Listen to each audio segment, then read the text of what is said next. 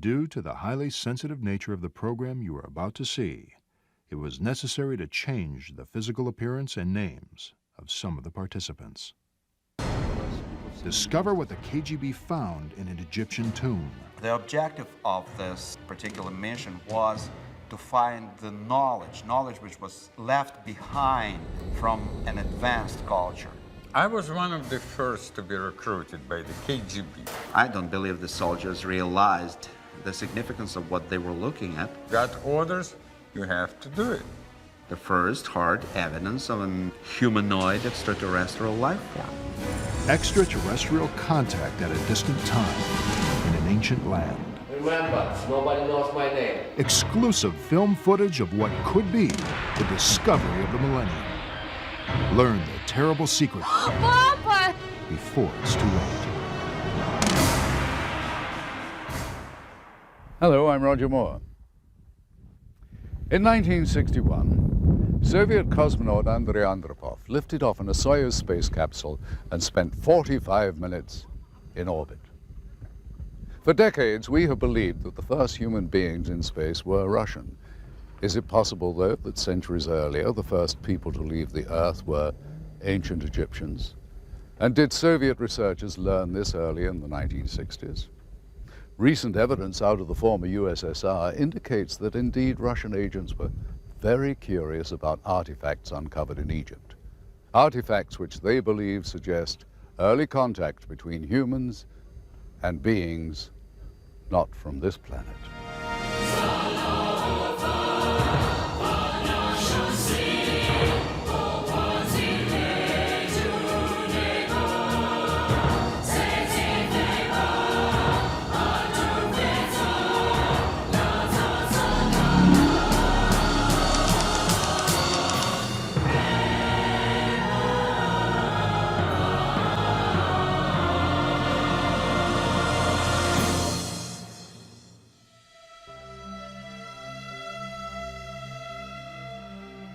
It's always been assumed the hunting ground for extraterrestrial life is above our planet.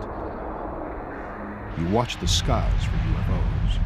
You probe the domain of deep space for the telltale signals of ET. Who would have thought to look underground for aliens? No one, except the KGB.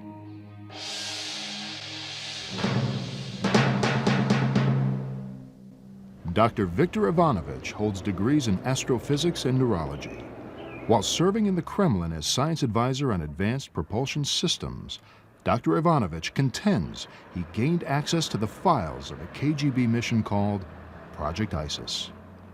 Project ISIS, it was targeted at discovering Egyptian artifacts and knowledge that may have military applications.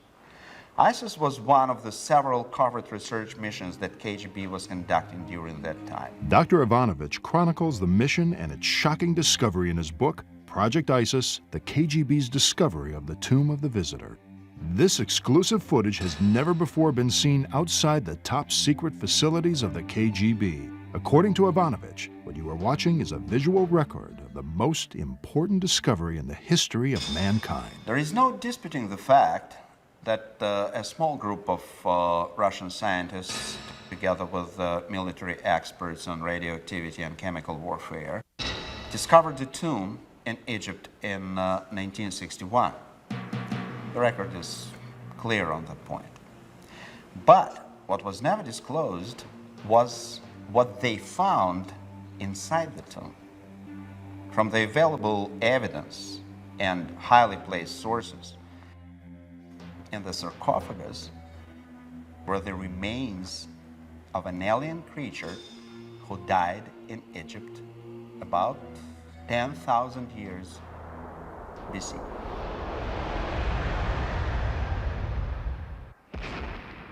The point I'm making in my book is that the presence of this creature and the design of the pyramids and the whole pool of historical and scientific evidence shows that this particular visitation took place about 11,000 years BC.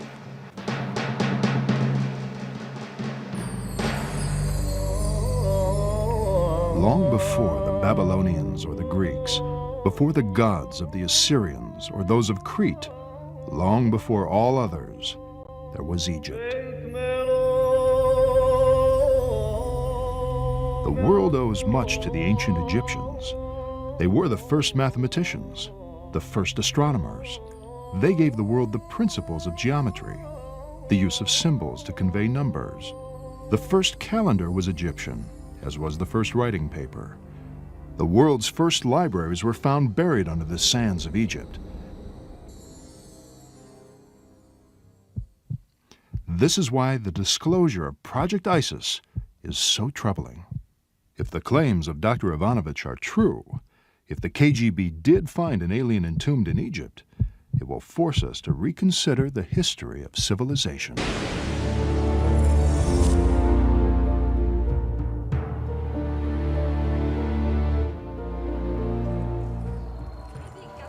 Each year, hundreds of archaeological expeditions come to Egypt. They could be analyzing antiquities that have long been studied, searching for new clues that may disprove old theories, or struggling to reconstruct the life of a slave village from fragments of the past. We are currently excavating a site in what is known as the New Kingdom, on the slave route to the Valley of the Kings. And the question there is, how did the ancient Egyptians feed and care for the hundreds, perhaps thousands of slaves that they needed to create these massive, massive structures?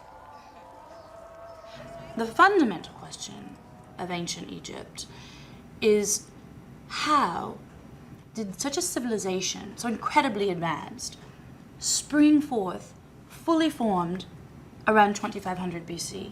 If you look back at any other ancient civilization, what you find is a gradual historical development. Meaning, they learned about trade, they created economies, they became technologically advanced slowly, hundreds and hundreds, perhaps thousands of years. You get none of that with ancient Egypt. 2500 BC, boom. Fully formed society pops out of the desert. It's like a Model T Ford, an ancient automobile. 1 minute, and the next minute, the craft is a space shuttle. The question, the fundamental question here, is that there seems to be no gradual historical development to explain the building of ancient Egypt. It seems to have formed from a legacy. Some have speculated that Egypt was built from the remnants of a lost civilization that perished in the biblical flood. Dr. Ivanovich contends Project ISIS discredited this theory. According to Ivanovich, the KGB uncovered evidence that proves Egypt was founded on a heritage of wisdom from an extraterrestrial race. The austere building behind me once housed what was undoubtedly the world's largest and most feared intelligence agency. Why would the KGB be so interested in what many consider to be science fiction? The genesis of Project ISIS began in the post-war period of the 50s. From the bloody ashes of World War II, a new Soviet state had emerged. No longer was Russia a backward agrarian nation. The motherland was a superpower and willing to prove it.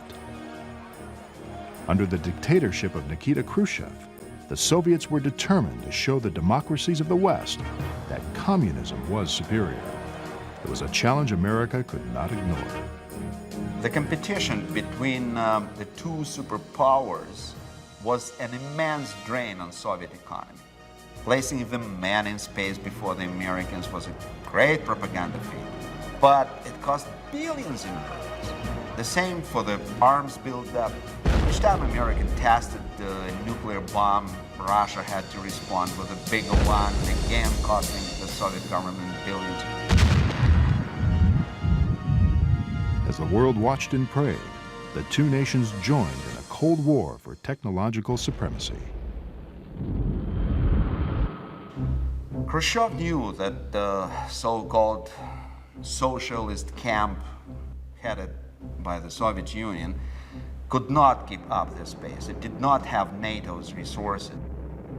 That's when the KGB was ordered to investigate less costly means of technical advancement. At the height of the Cold War, the KGB was the largest secret police and espionage force on the planet, with more than 300,000 agents. Under orders from the Kremlin, the KGB focused its considerable resources on areas that some would call fringe science.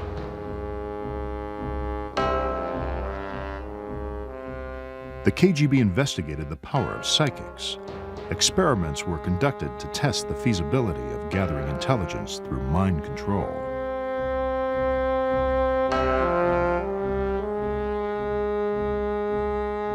A man with a taste for blood headed the paranormal division of the KGB. The KGB research into the anomalous phenomena had begun in the 1920s, when a special laboratory, so-called dark room, was created. From the middle 1930s, Russian psychics had been persecuted under Stalinist regime. Gleb Boki, who was in charge of the paranormal phenomena for the KGB, was a sinister and cruel person who was known to drink human blood. The KGB had conducted psychotronic weapons research on prisoners that were sentenced to die, and also political dissidents. When Gleb Boki and people who had studied the anomalous phenomena with him in the KGB were executed in 1937, all of the files were transferred, as far as we know, to the most secret archives of the KGB. However, the paranormal research went on. Under Khrushchev, great successes had been achieved in the Soviet Union with the paranormal. Some of the first biogenerators and machines to alter human minds came to the scene. The Americans were worried about Soviet research programs because they knew that the Soviet Union would not use it for peaceful means, that the Soviet Union was there to conquer and to overtake the United States. Another area of deep interest was UFOs. The Kremlin hoped investigating reports of alien spacecraft could advance aeronautical design. The former Soviet Union was an ideal location for the study of unidentified flying objects. Russia had more UFO sightings than any other nation. One reason for the multitude of UFO cases is that Russian borders surrounded the largest landmass in the world. Of the reported UFO sightings, the most compelling case is known as the Dalnogorsk incident. It's the best documented crash because we do have the fragments. They have been analyzed. It was a small probe. It was not kind of a big object, but something crashed on a hill in Dalnogorsk in January of 1986. From analysis of the crash site, this computer simulation illustrates the last moments of the doomed spacecraft.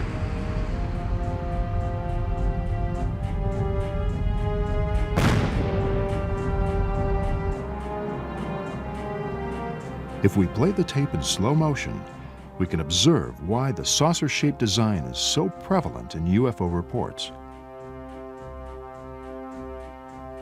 Leading experts say a fixed-wing aircraft operating under the same adverse conditions would have buried its nose in the ground and burst into flames. As one can see, the saucer shape enables the space vehicle to skip and cartwheel over the field.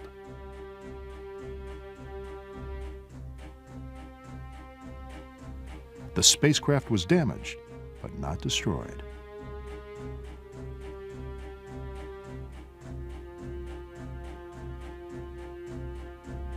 From contacts with the Russian mafia, the producers obtained this exclusive, secret KGB footage. The film purportedly shows military personnel and KGB agents at the crash site of a saucer-shaped object. Leading the mission is the man wearing the fur hat. He is believed to be a senior KGB agent. It's still not certain if the Dalnogorsk incident was the crash of a UFO. But some think the KGB's mission to find and adapt alien technology to Soviet aircraft was successful. UFOs, the paranormal, and Project ISIS, all three were part of the Kremlin strategy of achieving military superiority. According to Ivanovich, the goal of Project ISIS was to find a collection of advanced knowledge left by a lost civilization. Knowledge that would give the Soviet Union an invincible lead in their quest for global domination.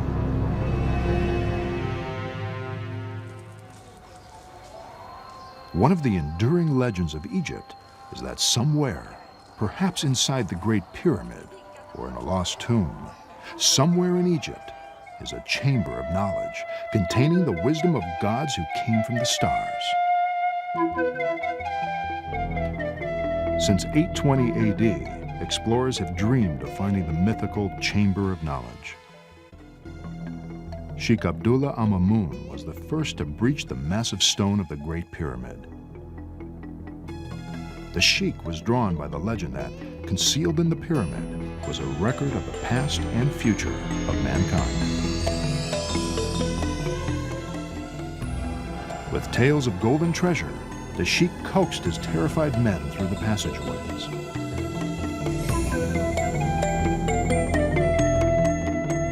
But when the Arab explorers reached the king's chamber, they found only an empty sarcophagus.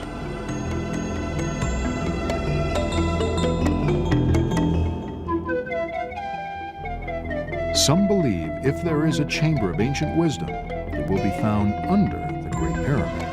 For years, there has been speculation about subterranean passageways running from the pyramid to the Sphinx.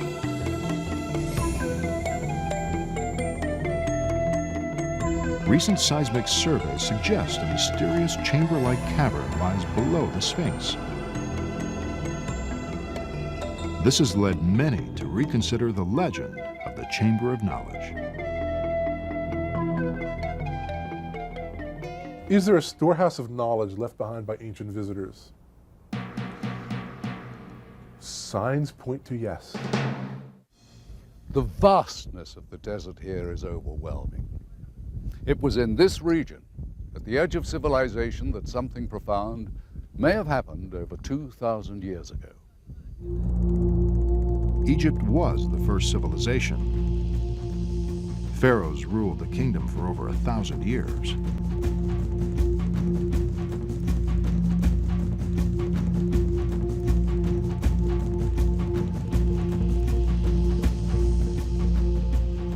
Who were these mysterious people? From where did they derive their power and wealth? Where did they find their wisdom?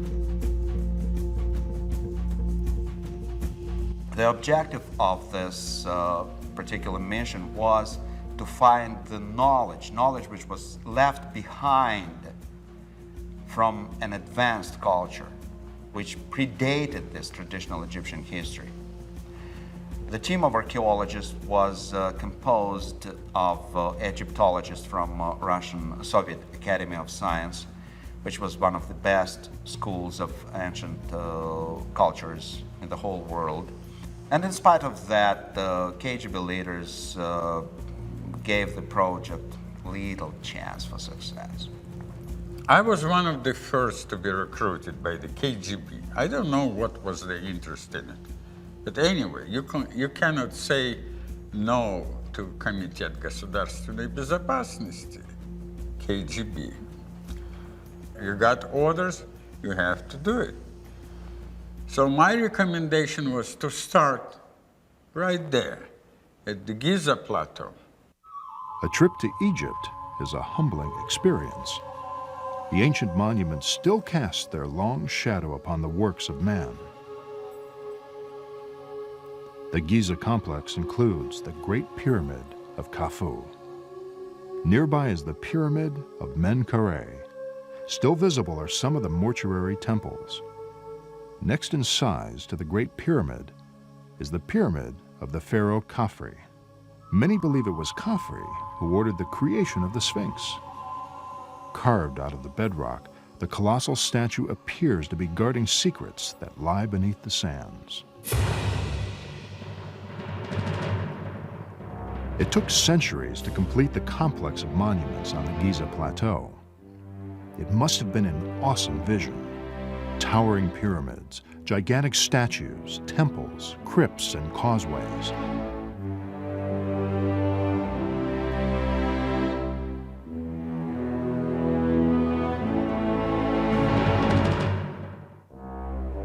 Giza was a manifestation of the power of Egypt and the divinity of a living god called the Pharaoh.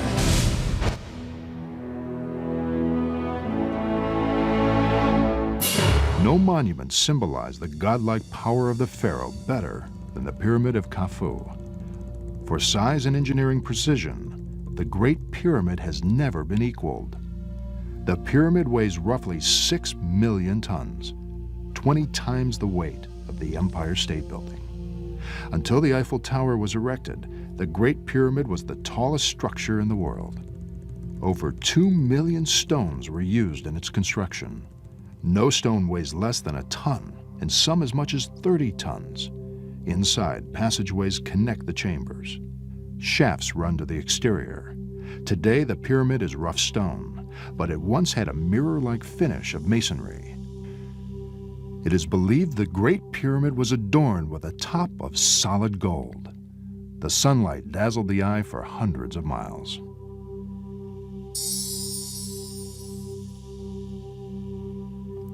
For centuries, experts have speculated on the purpose of the pyramids.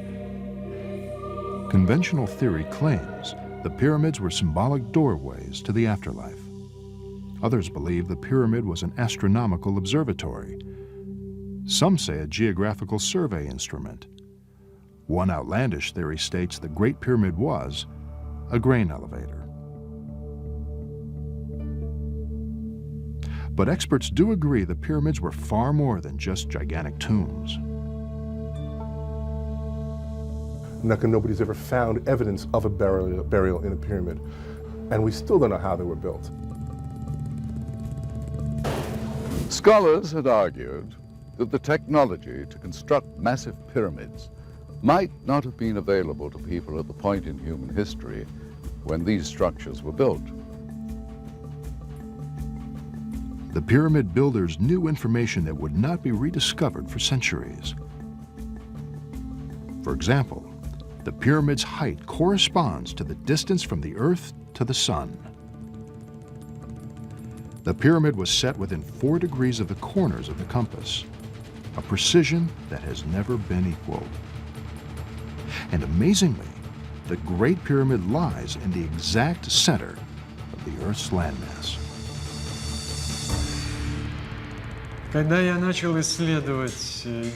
When I began my field research at Giza, I was immediately struck by the fact that whoever built the pyramids could determine longitude and latitude.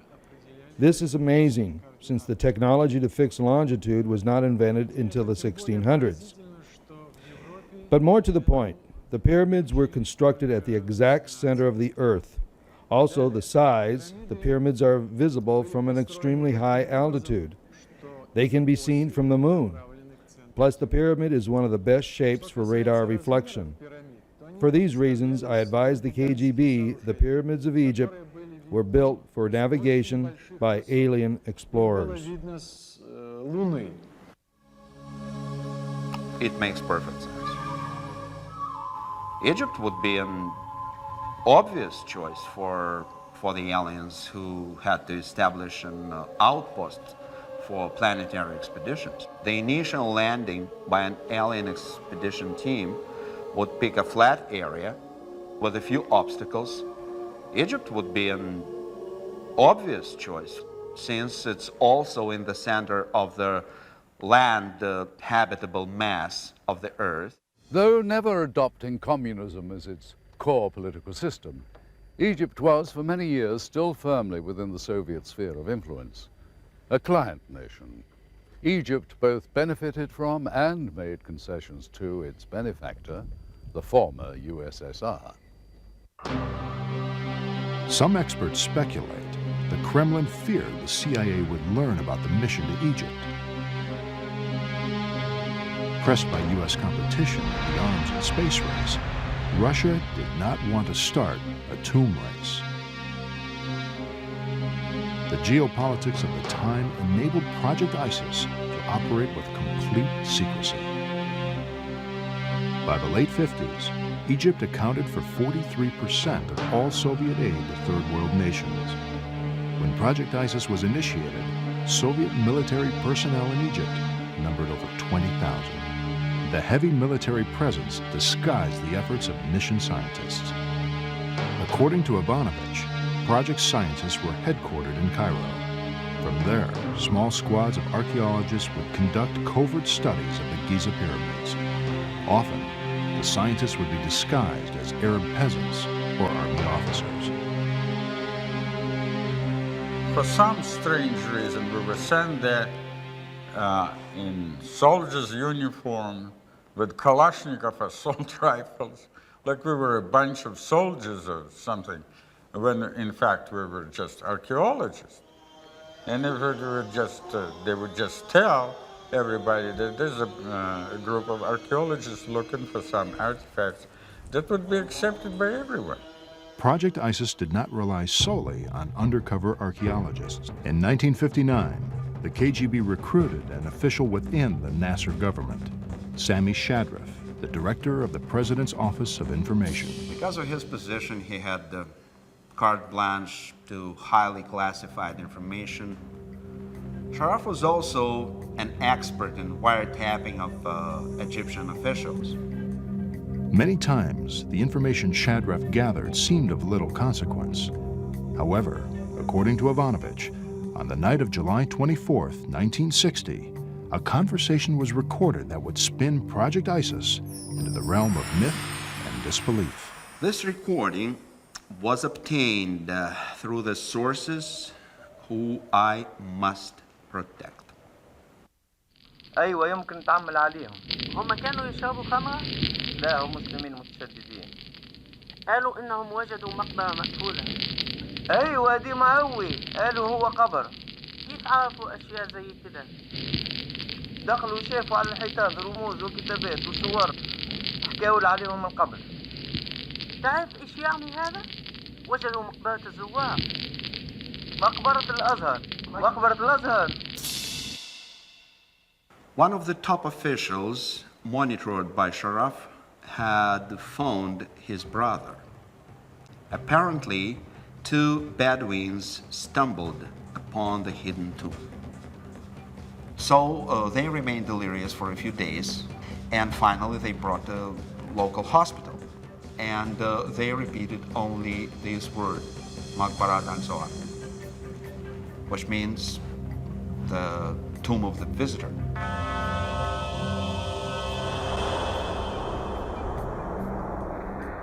A grave of the ancient Egyptian god who does not exist in Egyptian pantheon. He is not included as a god. He has a special sign as a visitor god. Long before the time of the pharaohs, there was a god who came from the skies with the others of his kind. They brought magic to the land, wonders, power, and wisdom. They returned to their home in the stars, but one stayed behind and taught the people of Nile all he knew. He was buried in the secret place. It is called Maqbaratul Zuwar, the tomb of the visitors. Can myth conceal the truth? Could a legend be based on fact? You must embrace the myth, the folklore, the legend, because it's like a pearl inside of an oyster. You start with that tiny sand of truth, and then over the year, it gains luster and becomes legend. The producers of this program were skeptical. The possibility the KGB thought mythology could lead to advanced alien knowledge was hard to accept. To obtain independent verification of Project ISIS, the producers tracked down a former diplomatic courier for the Soviet Union. The man now works for the Russian mafia. I worked as a messenger for diplomatic corps. One of my roles was moving documents between Cairo and Moscow. Some of them was from Mr. Sharaf. He was a director of information center, Egyptian information center at that time. It was in the 60s, something like that. Most of that papers weren't interested. And some of them in code I couldn't even understand. But few of them I understood. And how could I say in English? It seemed taught to me. And I decided to make a copy. Can we see those copies? No. The man wanted money for the documents. Where are you taking me? Don't worry. Our field producer explained he wouldn't pay unless he was certain the documents were from Project ISIS. You don't have places like this in America, huh? The producer was taken to an abandoned office building on the outskirts of Moscow. Here we are. This footage is from a hidden camera. All my paper in here. That's like a life insurance. A lot of people would pay a lot of money for this stuff. Is that what you used as a courier? Yeah. Here we are, I think. Among the documents was a memo to a high-ranking KGB official. It read, "My agents have secured the notes of one of the scientists working on the Tomb of the Visitor findings." Is that KGB? KGB letter. Another was an inventory of contents taken from the tomb. Classified top secret, it read, "Location of finding, undisclosed. Subjects, 15 crates of relics, 1 partially mummified body, 1 stone sarcophagus, and 8 hieroglyphic samples." This is a letter from my agent to Moscow. A project scientist who was one of the first to enter the tomb filed this report. It read, "During inspection of the wall segment, we noted an odd sensation. A magnetic repulsive force seemed to be emanating from the rock. We were unable to find any scientific explanation." This is one from Egypt? Samples from Egypt. Pyramids. This memo is from the cryptologist report. Findings. Partial decoded message on tomb wall indicates a prophecy of the return of ancient wing gods. Gosh. This talks about the tomb, doesn't it? Yes. Okay, I think we got a deal. The documents made it clear. The Kremlin was taking the myth very seriously. One report indicated a military unit was ordered to the site. A security order of the highest level was in force when the sarcophagus was opened. In Egypt, the focus of attention for most visitors is the awe-inspiring antiquities, ancient wonders from the past. Is it possible these attractions have been a draw for life forms other than human tourists? Not according to Dr. Ivanovich. His book makes it clear. Aliens didn't come to Egypt to see the pyramids. They came to build them. To summarize, the main point I'm making in this book is that we deal with the unprecedented discovery in the history of mankind. It's the first discovery of the remains of a humanoid extraterrestrial alien which was walked the Earth 10,000 years BC. The principal evidence in support of his theory is the film. Ivanovich claims the footage came from the maximum security archives of the KGB. The author accepted the producer's request for an independent analysis of the footage. We asked Russian film expert Sergei Goncharov for his opinion. He first examined the film cans. And this is the name of the factory that manufactures the motion picture film in the city of Pereslavl. This is the type of film type A2, which is the emulsion. Goncharov then analyzed the film emulsion for signs of fraud. Now that we've looked at the cans, the next thing to do was to actually find out if the film itself had any markings on it. Okay, in the very beginning of the film, we have this word, which in Russian says начало, or the beginning, or the start.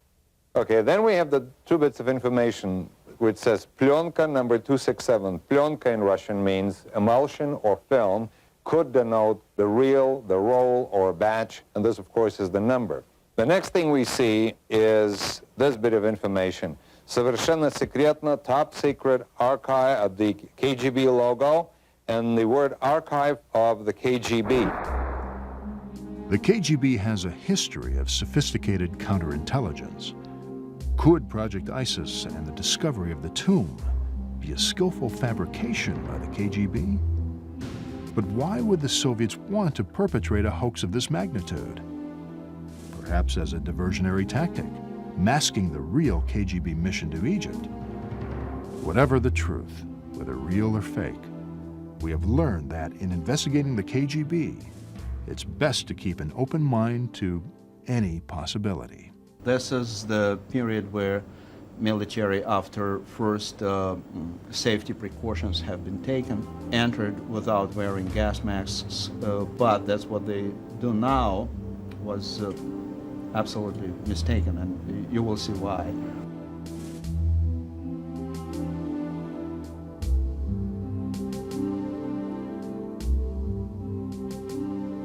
Because they had to open sarcophagus after proper examination of the content.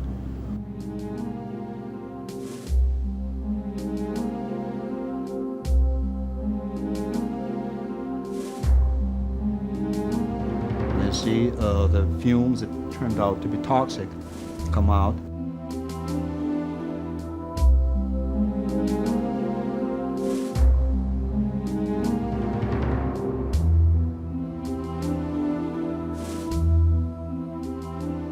These are the remains, actually, of this extraterrestrial alien.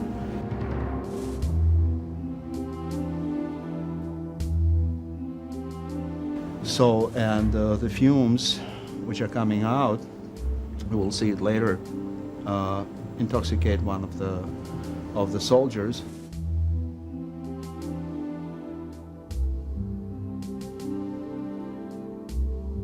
Under such circumstances, under this particular condition, they could be very poisonous.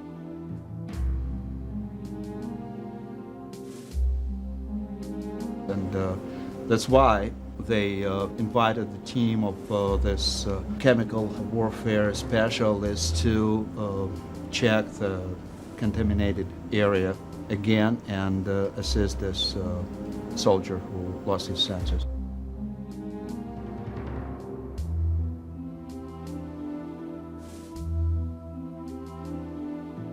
The energy inside the rock cave, particularly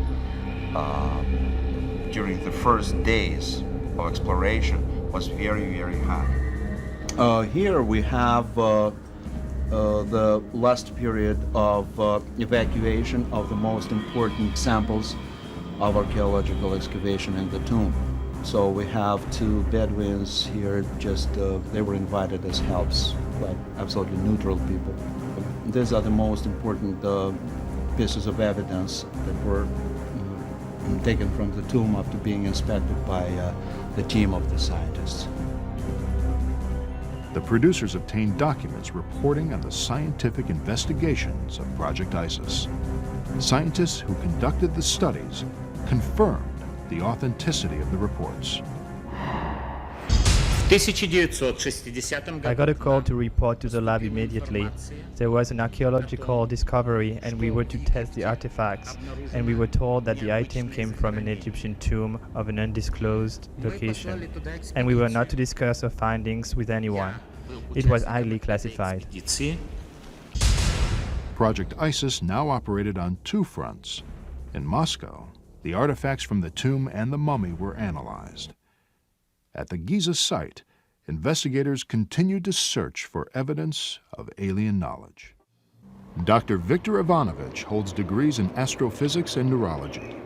While serving in the Kremlin as science advisor on advanced propulsion systems, Dr. Ivanovich contends he gained access to the files of a KGB mission called Project ISIS. Project ISIS, it was targeted at discovering Egyptian artifacts and knowledge that may have military applications. Dr. Ivanovich chronicles the mission and its shocking discovery in his book, Project ISIS, the KGB's discovery of the Tomb of the Visitor. This exclusive footage has never before been seen outside the top secret facilities of the KGB. According to Ivanovich, what you are watching is a visual record of the most important discovery in the history of mankind. There is no disputing the fact that a small group of Russian scientists, together with military experts on radioactivity and chemical warfare, discovered the tomb in Egypt in 1961. The record is clear on that point. But what was never disclosed was what they found inside the tomb. From the available evidence and highly placed sources, in the sarcophagus were the remains of an alien creature who died in Egypt about 10,000 years BC.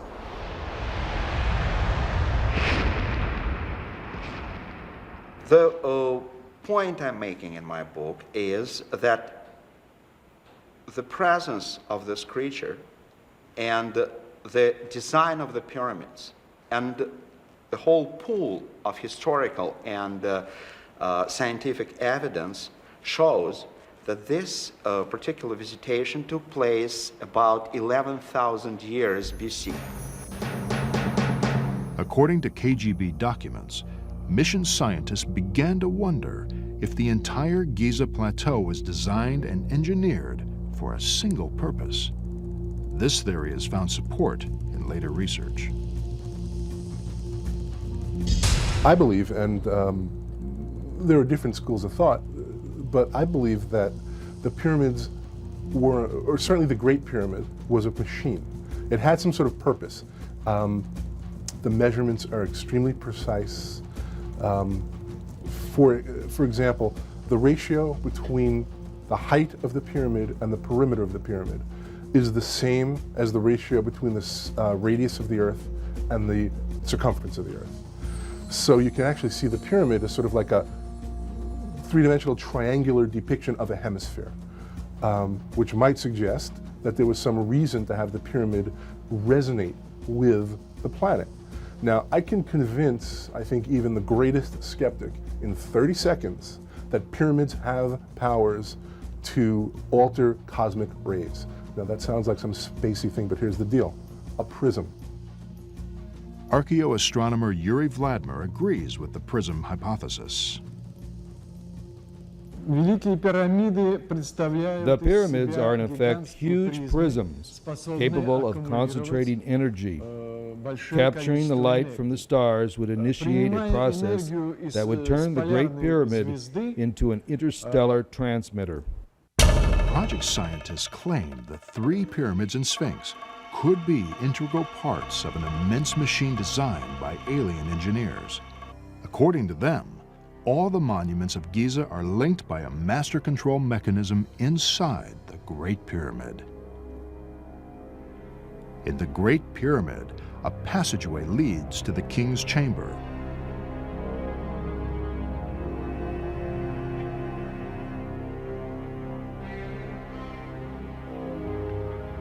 Above the sarcophagus is a tunnel some call the Star Shaft.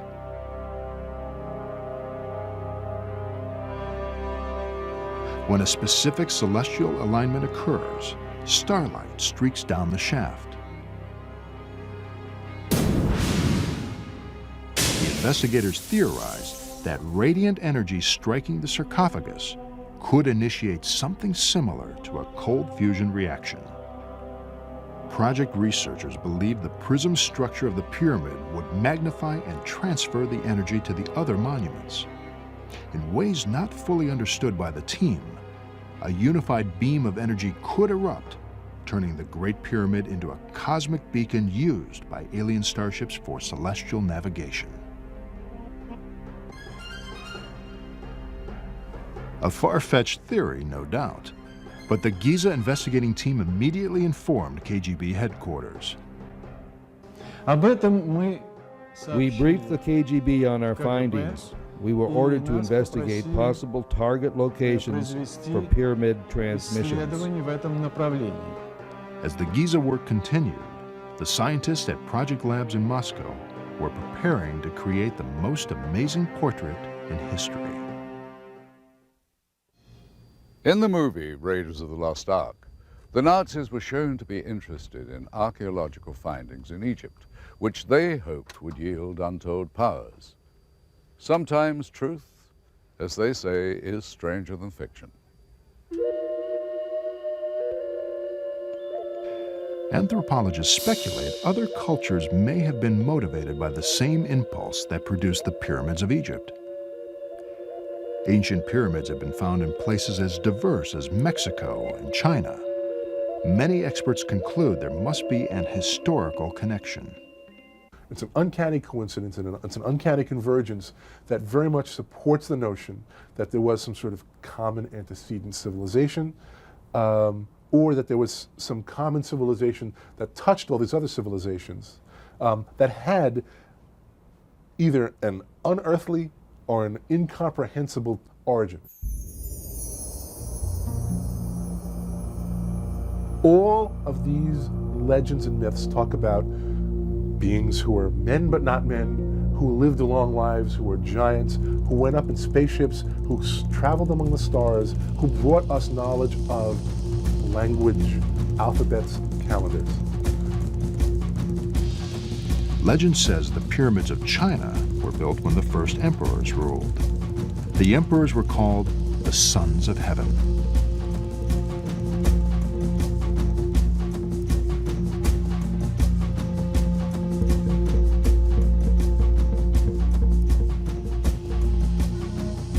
Similar legends surround the pyramids of Mexico and the Yucatan. Strangely, the term Star Walkers can be found in both South American folklore and Egyptian text. The Egyptians used the phrase Star Walkers to describe, I guess what I'll call the giants, a class of man/God. They were men, but they weren't men. They were greater than men. Perhaps they were the giants or the titans who walked among the stars. You have this concept of star walkers, men but not men, godlike men, creatures like men but who are really more like gods, who walked among the stars, who left Earth in spaceships. The Bible tells us about one of them. If you believe in the Bible, you almost have to believe in this notion. For me, I always sort of pause and say, when different cultures tell me the same thing. The commonality of myth and pyramid building among diverse populations leads some experts to speculate that all cultures might be traced to a single parent civilization. This mysterious race may be responsible for the oldest known civilization on the American continent. The Incas of Peru nearly rivaled the engineering and construction abilities of the Egyptians. Similar to the Egyptians, the Incas had no knowledge of the wheel, yet thousands of miles of roads spanned their empire. How did the primitive Inca construct roads over the most hostile terrain on the planet? And why? Building the spiritual center of Machu Picchu would severely test today's engineers. How did the Incas move massive stones to such heights? Perhaps the Incas were aided by an unknown civilization that first appeared in Egypt. Some say this mysterious race left us time capsules of knowledge. Key to finding our ancient legacy is to unlock the secret of the pyramid. The scientific team at Giza believed they had discovered the secret of the pyramids. According to them, the pyramids were used for celestial navigation by alien space travelers. The KGB ordered the team to determine the target location. Planets, stars, constellations, and galaxies all are in a constant state of motion. Project scientists had to replicate the night sky as it appeared over Giza thousands of years ago. We know a lot of things now that we can calculate where, at what time, let's say 1,000 years ago, 2,000 years ago, 2,500 that's supposed to be built. At 2500 BC, mission scientists found no direct alignment between the pyramids and a planetary or stellar group. Through computer simulation, we were able to duplicate the celestial sphere as it appeared before human civilization. They moved back in time, searching for a link between the pyramids and an astronomical object.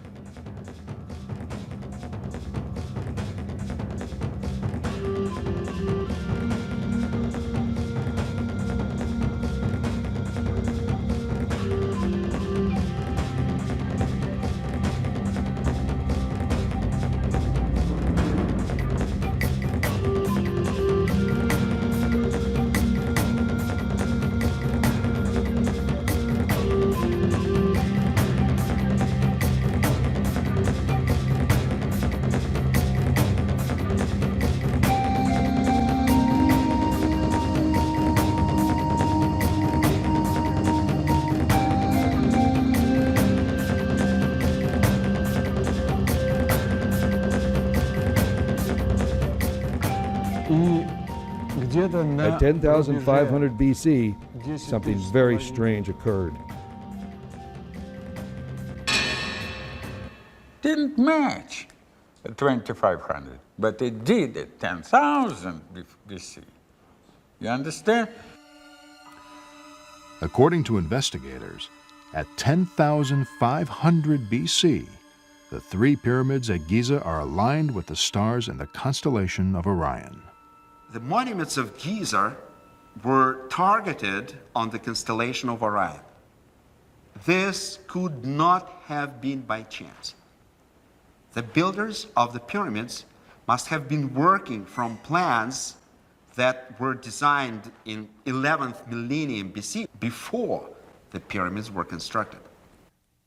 A similar correlation was found when team members tested the artifacts. We started by conducting a radioactive sampling. Both the relics and the mummy were negative.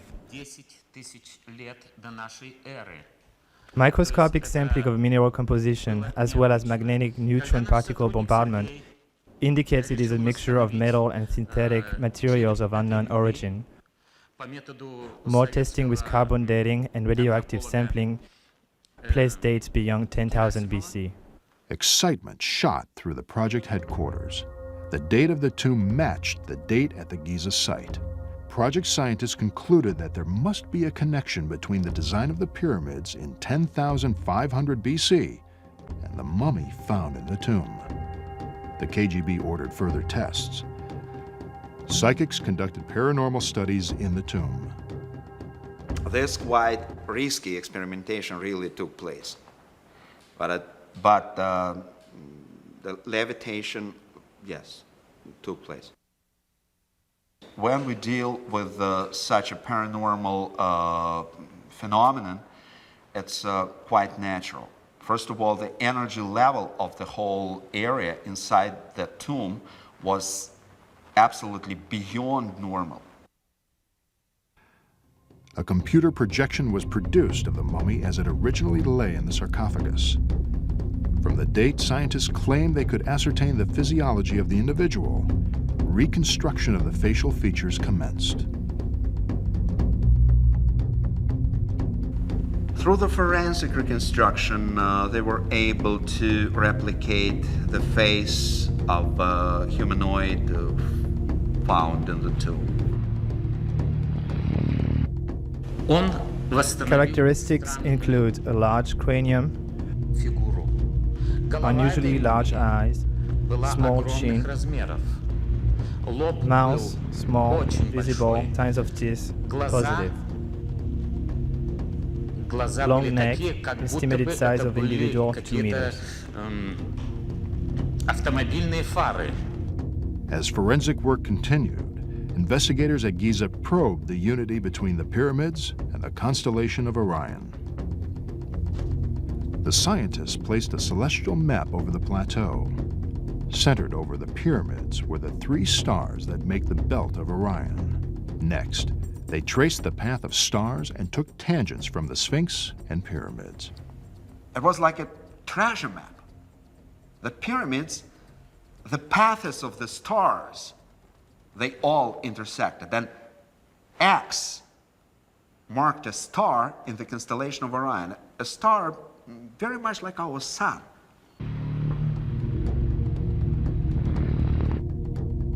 At project labs in Moscow, the facial reconstruction neared completion.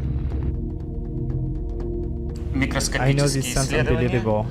I wouldn't believe it myself if I hadn't been there. But the reconstruction, the mummy, it didn't appear to be human. Maybe the legend is true. Maybe we found an extraterrestrial in that tomb.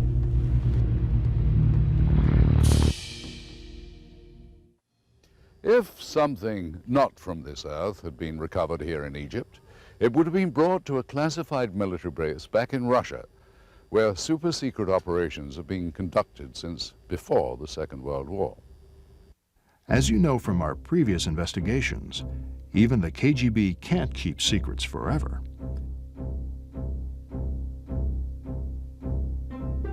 It could be sexual blackmail operations.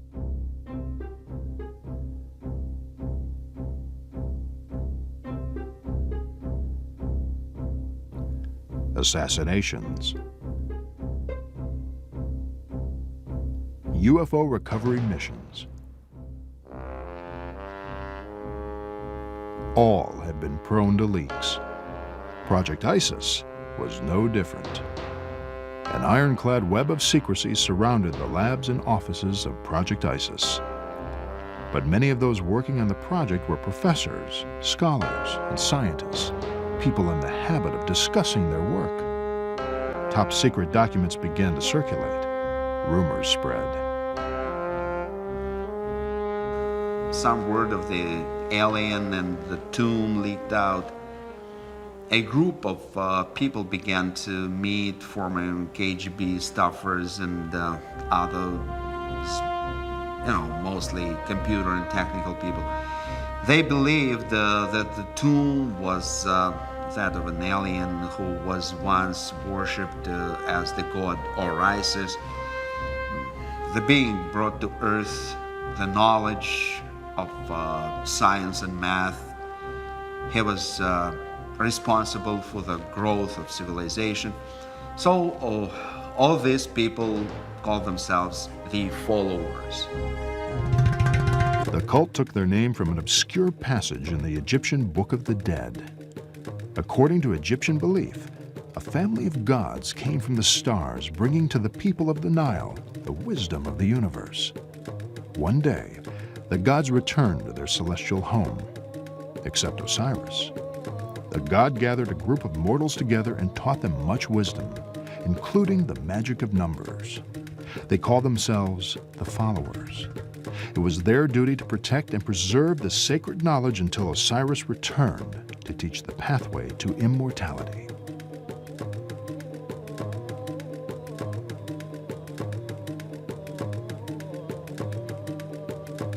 The Egyptians were extraordinary astronomers.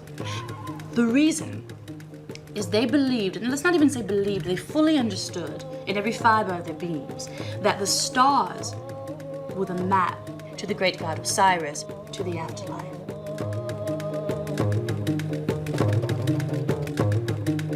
I believe it's a fundamental aspect of human nature, that the idea of immortality, that we must go on, that we're not here for our 5 minutes and then dead, finished, end of story, put the book on the shelf.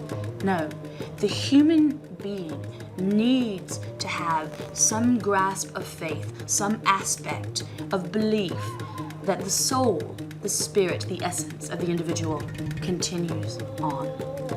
This is why we have Christianity. This is why we have Islam. This is why we have Judaism. It's the exact same with the ancient Egyptians.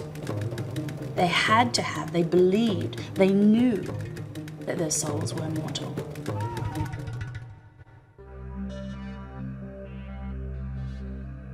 The Kremlin allegedly ordered the KGB to refocus its efforts on the initial goal of the project.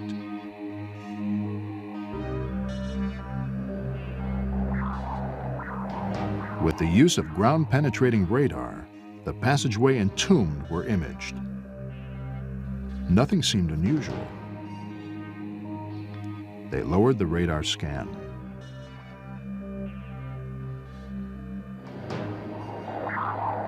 Still nothing. The radar screen showed only rock strata. They were about to abort the mission when the radar began to pick up an anomaly, a faint shadow. It appeared like a passageway.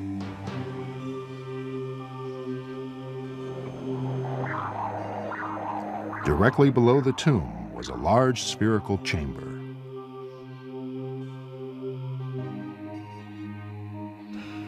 Many in Project ISIS believed they had found the legendary Chamber of Knowledge. Apparently, the extraterrestrial discovered was buried with a vast library of knowledge and data from the advanced alien culture, which could have immense military relevance. Many wanted the chamber opened. Their argument was based on the following facts. The mission from Orion landed at exact ideal location to build pyramids that would serve as navigational beacons for further reconnaissance of our planet. The first recorded UFO sightings were reported by the high priest of Pharaoh Thutmose III about 3,400 years ago. UFO sightings continued through the ages, but escalated when man obtained the mastery of the skies. When the nuclear age began and man conquered the inner working of the atom, the aliens from Orion stepped up their observation of the Earth, resulting in the Roswell incident and an explosion of UFO contacts. Abduction reports began to sweep the world in the early 60s.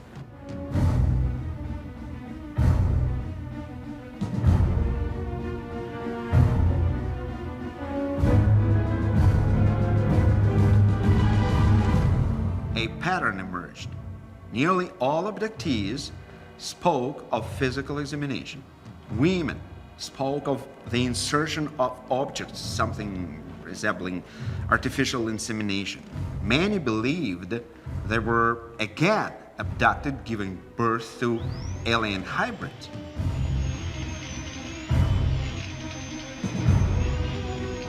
In the last decade, reports from credible people claiming to have been abducted has risen dramatically. Many elements of their abduction experience are similar. The same physical marks are left on abductees' bodies. Many recall similar details of alien spaceships.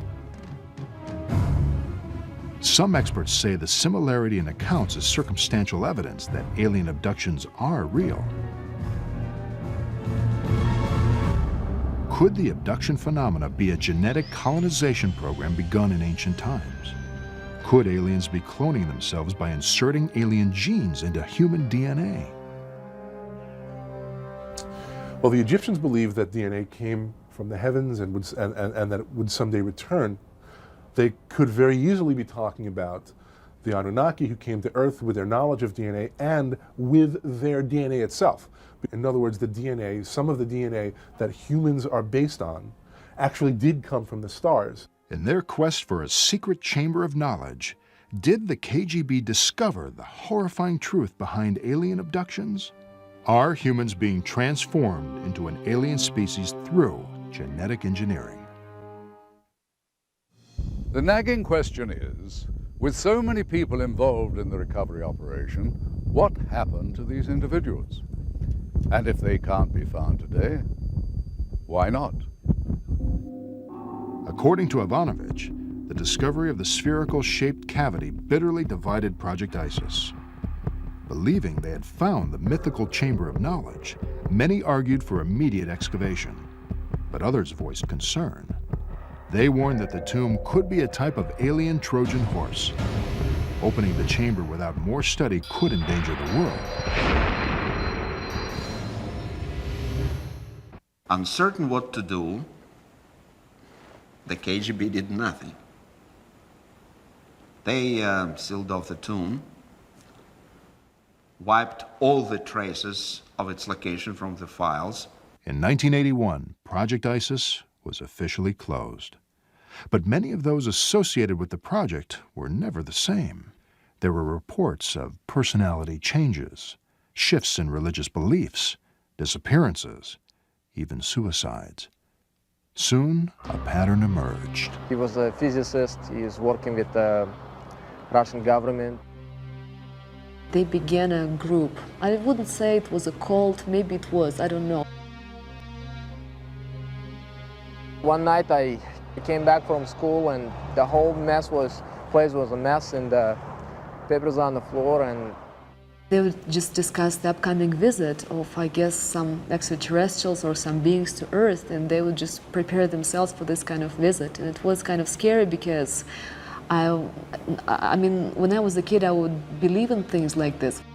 The night before this happened, he was talking to my mother, and I overheard that he was saying Egypt, something out of this world, something not from Earth, and you know, and then he said KGB, and that's about it.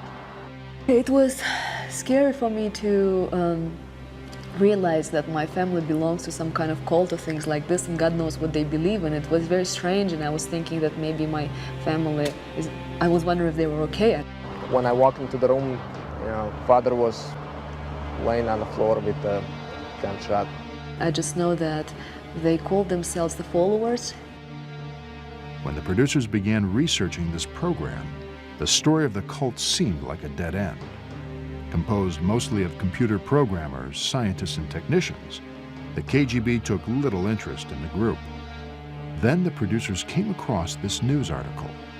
For reasons unclear, the story of a bus full of Russian tourists who disappeared in Egypt in 1985 drew little attention.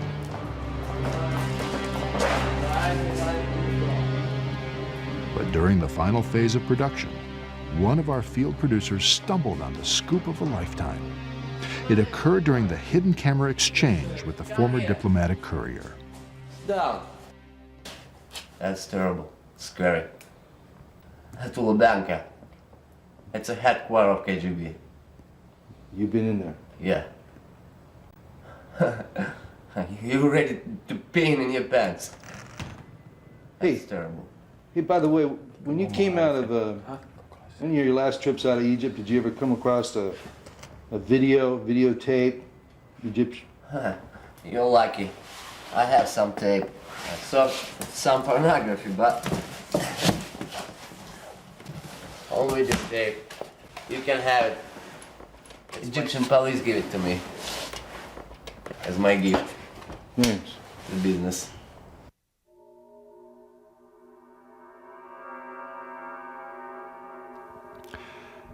The footage appeared as if it were just a home video of someone's vacation.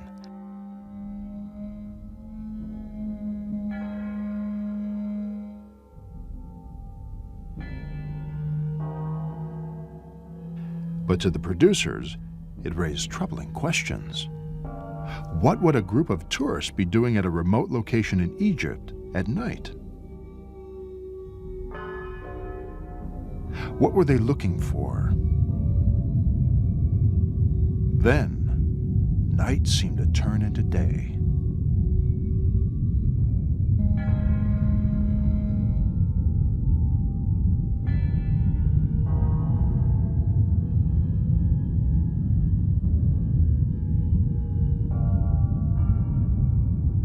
Could this be the first video recording of an alien abduction? Perhaps a mass abduction.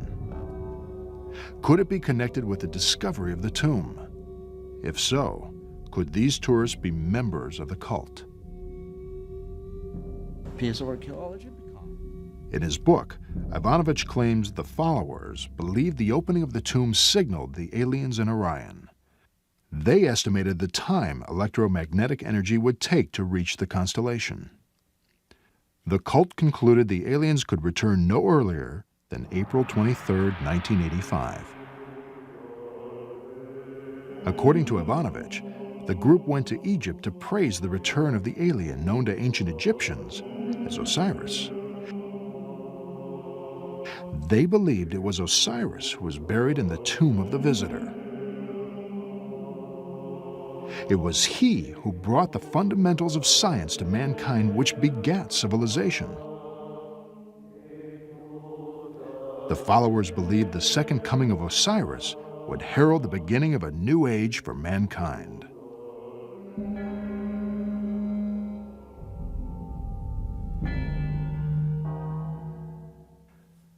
Supporting the author's contention was the testimony from the daughter of a couple who joined the cult.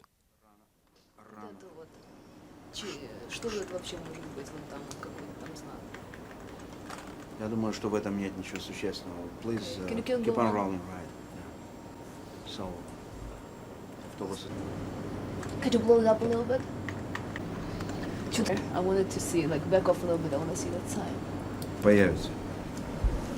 Но не вижу ничего, ничего Сейчас, не подождите, появляется. сейчас. Ну да они идут куда-то. А вот это вот, ну что вот это вот такое, вот это я хочу. Вообще-то, может быть, вообще-то не Египет, вообще-то другая какая-то страна непонятная. Вот это вот. Что это может? Прибыла, судя по всему, на место встречи. Папа! Мамочка, господи, мама моя! Ой, май гад!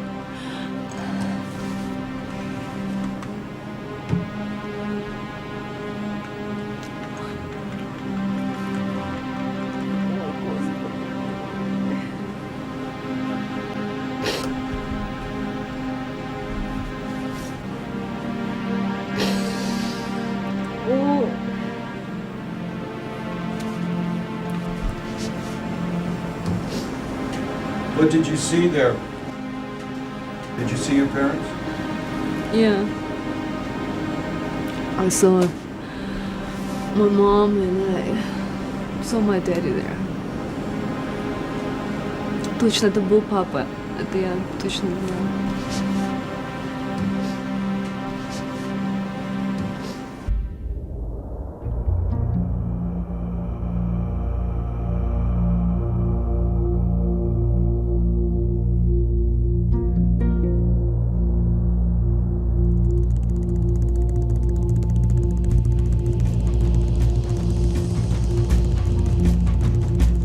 It's been said that to understand Egypt, one must find a strand of truth among the threads of myth, magic, and mysticism.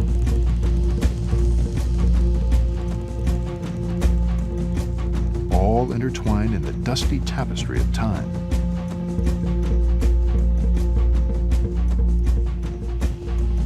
Perhaps it is the same with the story of Project Isis. Untangle the theory and speculation, and you will be left with the strand of truth.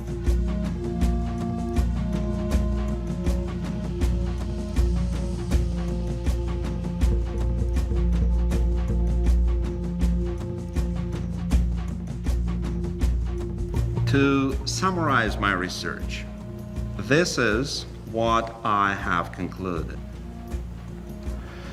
Approximately 13,000 years ago, aliens from a planetary system around a star in the constellation of Orion came to Earth.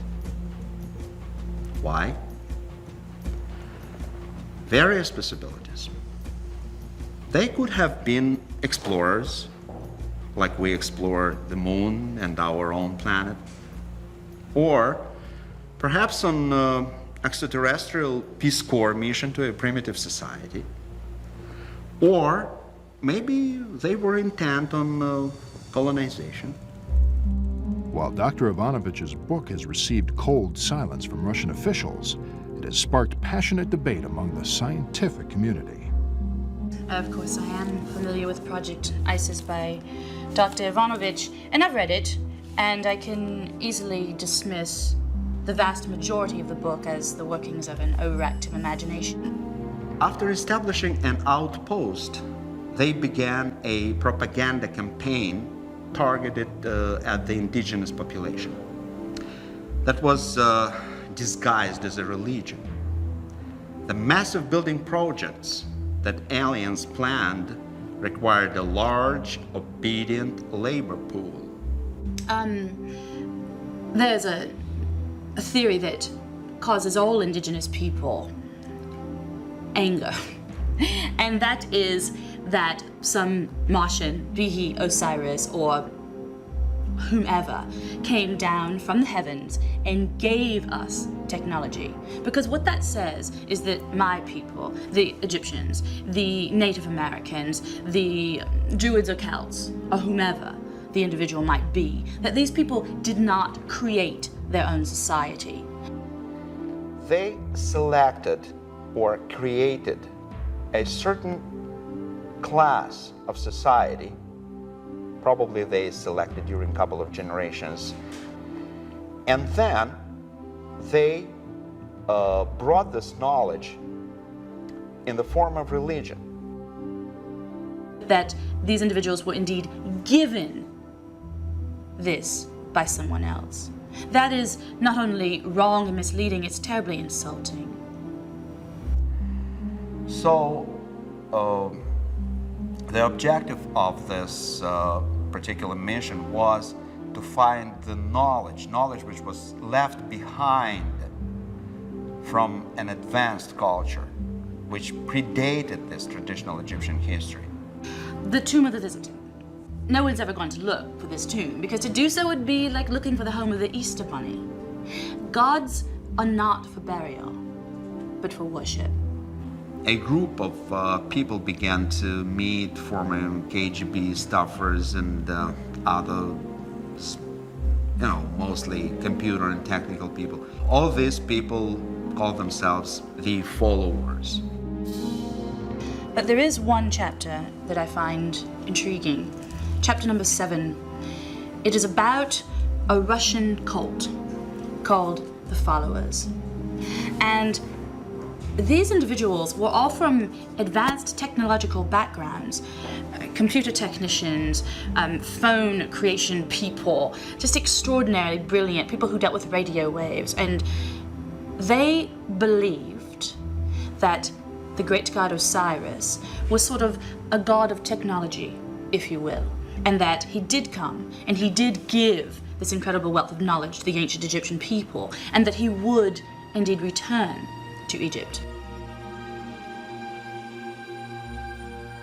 It was a little bit scary to go deep about things like this. My mom and dad, they would just gather in the kitchen and talk maybe English or some different language, so I wouldn't understand what they're talking about, We do know as their landing site was picked at the desolate location in the center of our planet, Egypt. I had recurring dreams about my family, about some light coming into them, being abducted to the spaceship, something like this. I've been seeing dreams like this, and I don't know if it was hallucinations or something like this. So what you have is an incredible amount of brilliant individuals, brilliant minds, traveling now to Moscow, from Moscow, to look for this tomb of the visitor, for the return of the great god Osiris. In the physical world, in the physical reality, they're not with me, they're not here, they're lost, I believe.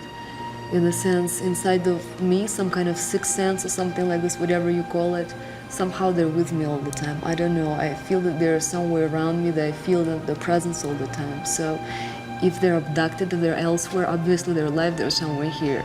If I don't have a feeling that they're dead.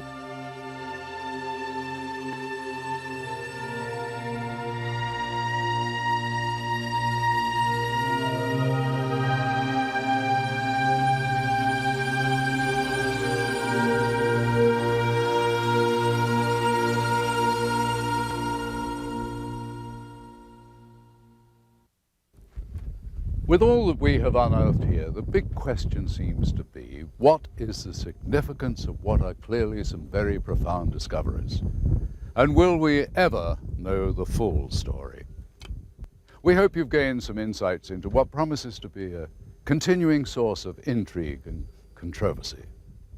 Thanks for joining us. I'm Roger Moore.